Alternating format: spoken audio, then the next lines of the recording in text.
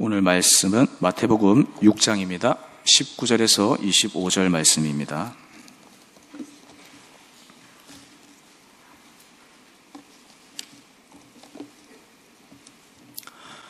마태복음 6장 19절에서 25절 한 절씩 교독하시겠습니다. 너희를 위하여 보물을 땅에 쌓아두지 말라. 거기는 종과 동록이 해하며 도둑이 구멍을 뚫고 도둑질하느니라.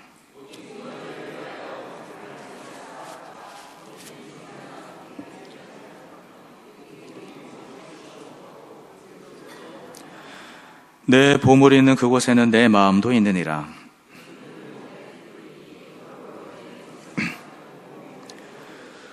눈이 나쁘면 온몸이 어두울 것이니 그러므로 내게 있는 빛이 어두우면 그 어둠이 얼마나 더하겠느냐.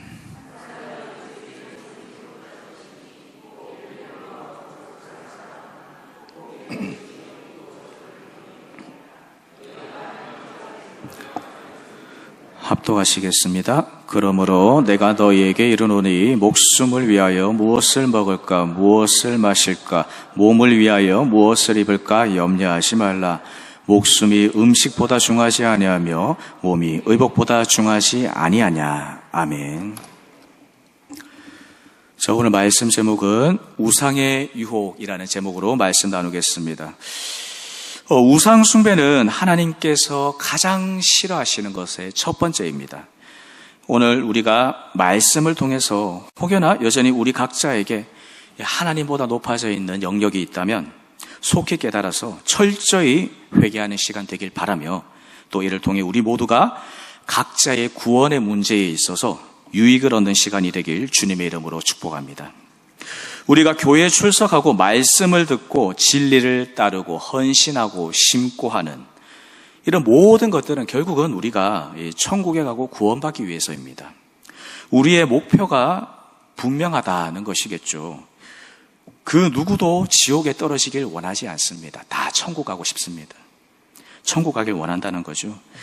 그런데 그런 목표에 가장 걸림돌 되는 것이 바로 우상이라는 것이고, 이 우상이 하나님 앞에서 매우 큰 죄다는 겁니다.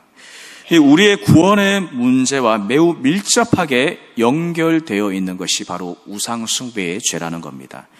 십계명에 봐도 가장 먼저 나오는 것이 바로 하나님이 가장 미워하시고 싫어하는 것이 우상 숭배다라고 말씀하지 않습니까? 우리나라는 예로부터 우상 숭배가 매우 심한 나라였습니다. 절을 기준으로 해서 위로 한두 세대만 올라가도요, 이 친가회가 조상들 중에 물론 이 조상 숭배하는 제사는 기본이고요, 무당이라든지 혹은 중이라든지 어렵지 않게 찾아볼 수 있는 것이 바로 이 한국의 우상 숭배의 흔적이다 하는 겁니다. 또 이뿐만 아니라 온갖 미신을 숭배했던 것이 우리의 조상들이었습니다. 그만큼 이런 척박한 영적 토양에서 예수님을 믿는다는 것이 참으로 하나님의 크신 은혜입니다. 여기 계신 모두가 주님의 크신 은혜를 받은 줄 믿습니다.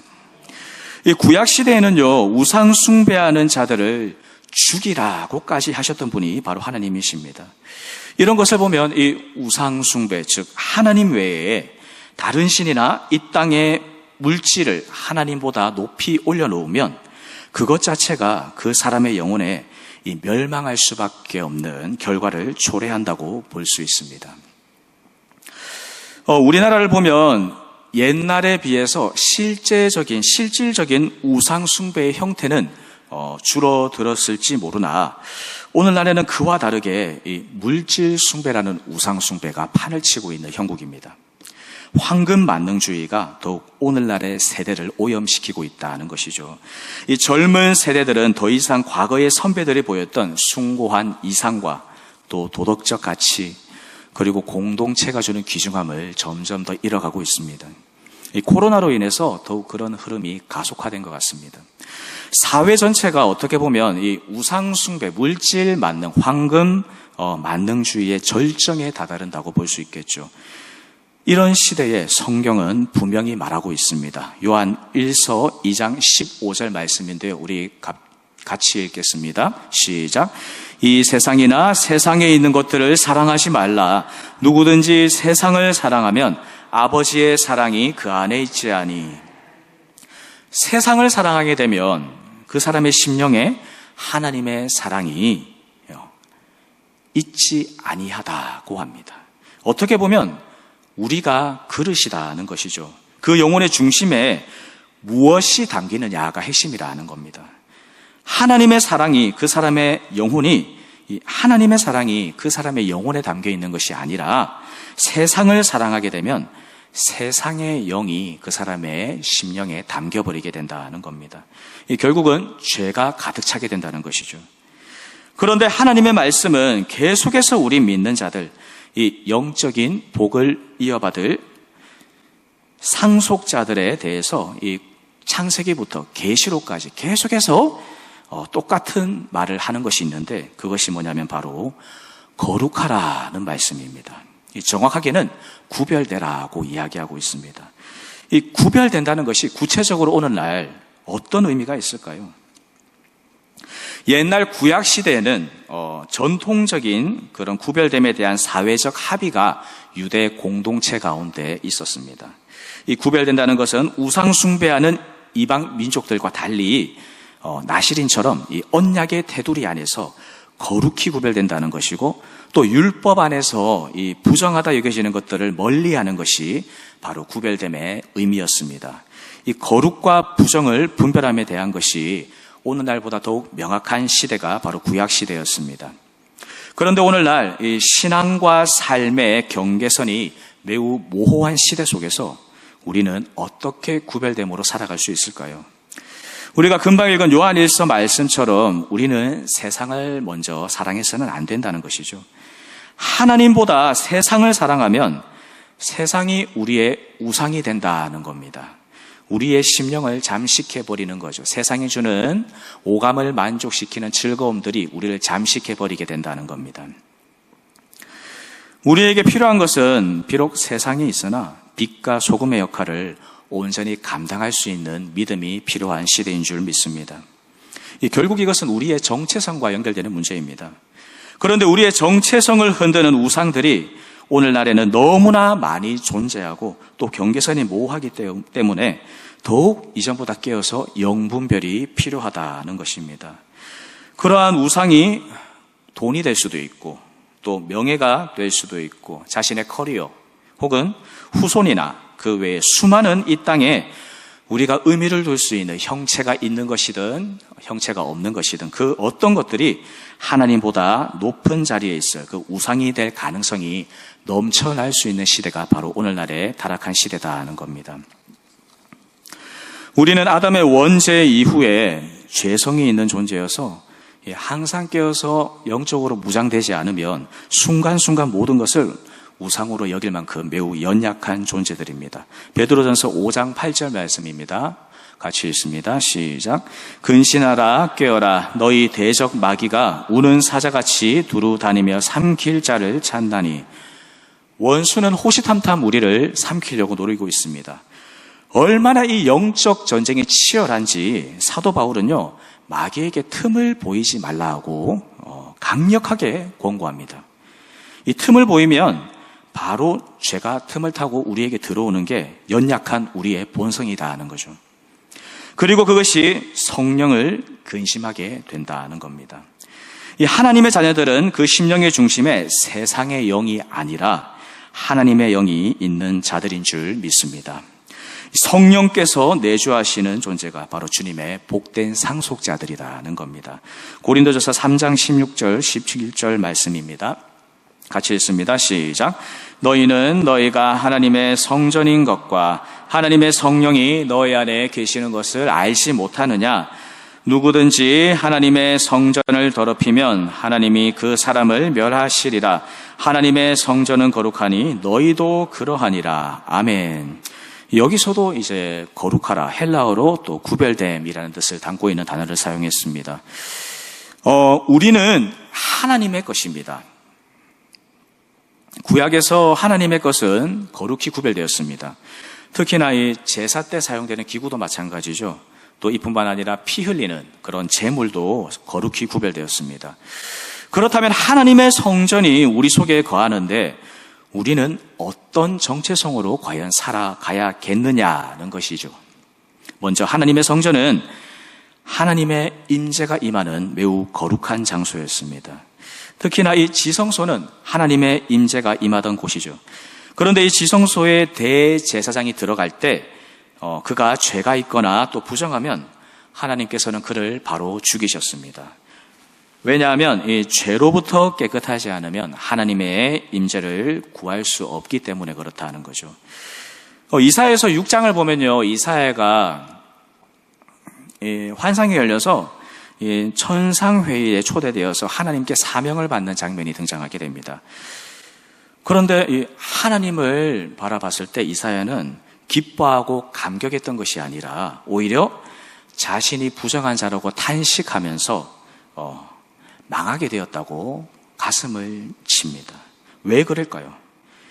이 거룩의 본체이신 여호와를 접하게 되면서 역설적으로 자신의 더러운 재성을 보고 죽을 수밖에 없음을 더욱 처절하게 깨달았기 때문에 그렇습니다.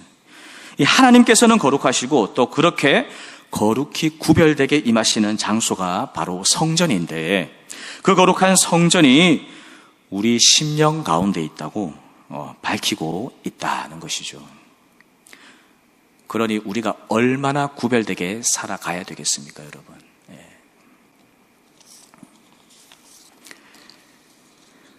하나님께서 만세전에 나를 택정하시고 예정하셨으니 나는 구원받아서 안심해도 돼. 조금 죄를 지어도 또 조금 세상과 타협해도 괜찮을 거야. 가 아니라 날마다 우리는 요한계시록 말씀처럼 자신의 두루마리를 빠는 성도가 되어야 된다는 겁니다. 이 두렵고 떨림으로 현재 진행형으로 우리의 구원을 순간순간 이루어 가야 된다는 것이죠. 날마다 우리의 죄성을 직면하고 죄와 싸우고 회개하고 힘들면 또 주님의 도우심을 구하면서 이 한 걸음 한 걸음 치열하고 정말 처절하게 저 높은 곳을 향해 싸워 나가야 된다는 겁니다. 그런 자가 이 새 예루살렘 성에 들어가서 이 어린 양의 호린잔치에 참여할 수 있게 되겠죠. 오늘 본문입니다. 본문은 계속해서 이 산상수훈의 가르침 가운데서 재물에 대한 문제에 대해서 말씀하고 있습니다. 이 구약에서는 복과 저주의 관점에 있어서 이 땅에서의 재물의 축복이 그 사람이 하나님께 칭찬받는 의인임을 반증하는 그런 한 증거로 이해되는 시대였습니다.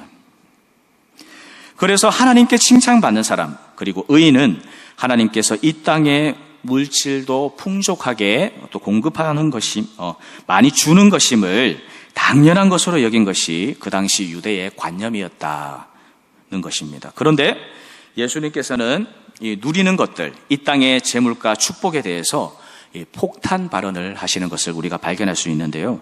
마태복음 19장에 보면 이 부자 청년이 등장하죠.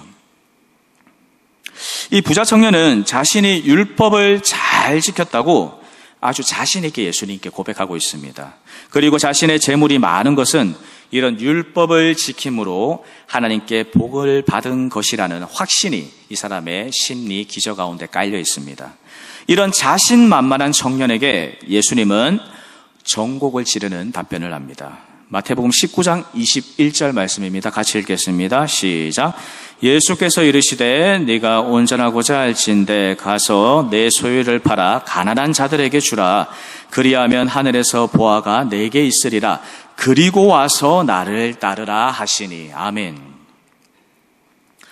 이 청년은 처음 예수님께 이런 질문을 하죠. 제가 율법을 잘 지키고 또 그러해서 하나님께 인정을 받아서 이렇게 축복을 받아 풍족하게 잘 살고 있습니다. 그런데 영생을 얻으려면 또 어떤 선한 일을 해야 됩니까? 이런 부자 청년의 질문에 예수님은 완전히 반대로 대답을 합니다.